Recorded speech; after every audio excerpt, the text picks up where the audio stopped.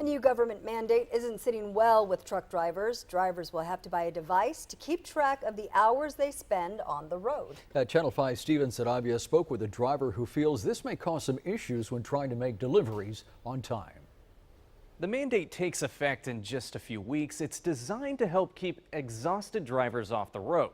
The driver we spoke with says he agrees with the idea, but he says the delivery deadlines will make this mandate difficult. I like to drive.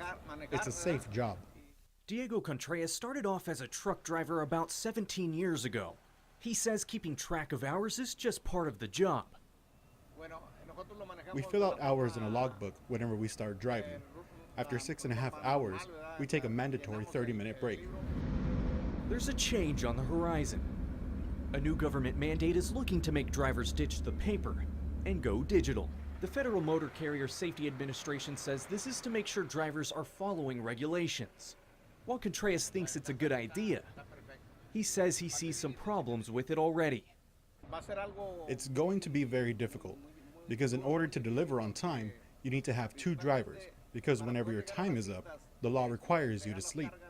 According to the Department of Transportation, drivers like Contreras can only drive up to 11 hours within a 24-hour time frame. After this, they're required to take a 10-hour break. These electronic logging devices will make sure drivers are following this rule. If we are an hour away from our destination, if I don't have another driver, I'm going to have to wait for 10 hours.